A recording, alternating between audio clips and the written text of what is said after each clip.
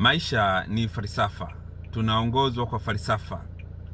Falsafa ni mfumo unaoongoza jinsi mtu anavyowaza, jinsi mtu anavyochukua hatua na jinsi mtu anavyoona mambo au anavyoona dunia.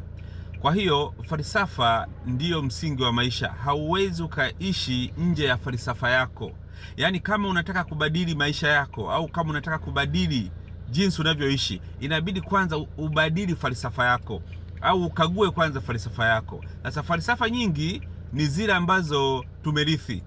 Ulivyozaliwa, ulivyofundishwa, ulivyolelewa ndiyo matokeo ya falsafa ulionayo. Kwa hiyo yawezekana ukawa na falsafa fulani ukadhani ni sahihi, lakini ni kwa sababu tu umeamini hivyo. Kwa hiyo sasa mtu hutawaliwa na falsafa.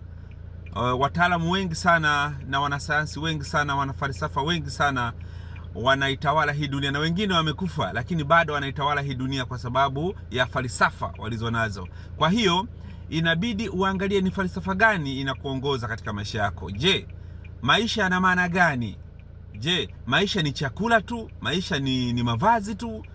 Maisha ni kunywa? Una falsafa gani? Maisha yana makusudi? Maisha yana maana zaidi?